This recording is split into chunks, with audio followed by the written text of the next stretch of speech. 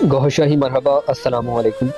या मालिक गौहर शाही अबदन। आज का चैप्टर है तज़किरा-ए नफ्स। ये शैतानी जरसूमा है, नाक में इसका ठिकाना है। सब नबियों वलियों ने इसकी शरारत से पनाह मांगी। इसकी ग़िज़ा फास्फोरस और बदबू है जो हड्डियों, कोयले और गोबर में भी होती है। हर मजहब ने जनाबत के बाद नहाने पर जोर दिया है, क्योंकि जनाबत की बदबू मसामों से भी खारिज होती है।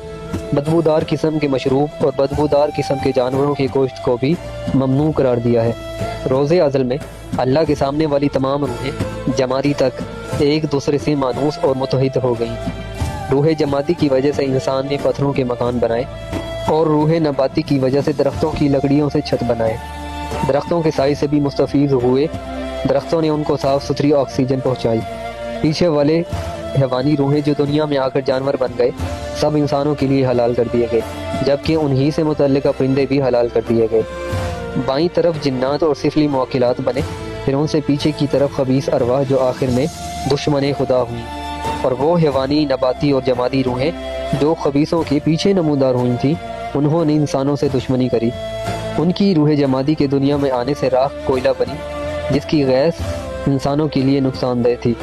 उनकी रूह नबाती से ख़तरनाक और कांटेदार किस्म के और आदमखोर किस्म के दरख्त वजूद में आए, और उनकी रूह हैवानी से आदमखोर और दरिंदा किस्म के जानवर पैदा हुए।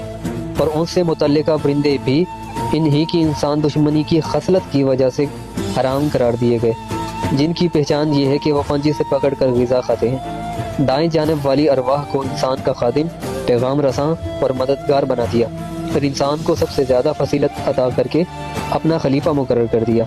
अब इंसान की मर्जी, मेहनत और किस्मत है कि खिलाफत मंजूर करे या ठुकरा दे। नफ्स ख्वाब में जिस्म से बाहर निकल जाता है और उस बंदे की शक्ल में जिन्नात की शैतानी महफिलों में घूमता है। नफ्स के साथ खन्नास भी होता है, जिसकी शक्ल हाथी की तरह होती है, और ये नफ्स और कल्ब के दरमियान बैठ जाता है। इंसान को गुमराह करने के लिए नफ्स की मदद करता है। इसके अलावा चार परिंदे भी इंसान को गुमराह करने के लिए चारों लताइफ के साथ चिमट जाते हैं, जैसा कि कल्ब के साथ मुर्ग, जिसकी वजह से दिल पर शहवत का गलबा रहता है। कल्ब के जिक्र से वो मुर्ग बिस्मिल बन जाता है और हराम और हलाल की तमीज़ का शऊर पैदा कर देता है।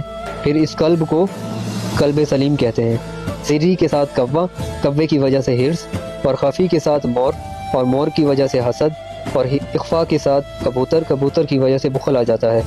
और उनकी खसलतें लताइफ को हिर्स व हसद पर मजबूर कर देती हैं, जब तक लताइफ मुनव्वर ना हो जाएं। इब्राहीम के जिस्म से इन्हीं चार परिंदों को निकाल कर पाकीज़ा करके दोबारा जिस्म में डाला गया था। मरने के बाद पाकीज़ा लोगों के ये परिंदे दरख्तों पर बसेरा कर लेते हैं। बहुत से लोग जंगलों में कुछ दिन रहकर परिंदों जैसी आवाज़ें निकालते हैं, और ये परिंदे उनसे मानूस हो जाते हैं और उनके छोटे मोटे इलाजों में मुआविन बन जाते हैं। एक अहम नुक्ता, नफ्स का ताल्लुक शैतान से है, सीने के पांचों लताइफ का ताल्लुक पांचों रसूलों से है, अन्ना का ताल्लुक अल्लाह से है। इसी तरह इस जिस्म का ताल्लुक कामिल मुर्शिद से है, और जो भी मखलूक जिस निस्बत से खाली है वो उसके फैज़ से महरूम और आरी है। दीन इलाही की ज़ाहिरी बातनी तशरीहात और फैज़ के लिए नुमाइंदा इमाम महदी सैयदना गौहर शाही सैयदी यूनुस अल गौहर की बारगाह में रुजू करें, और अलरा टीवी प्लेटफॉर्म पर उनकी गुफ्तगू भी मुलाहिज़ा फरमाएं। शुक्रिया। गौहर हाफिज़।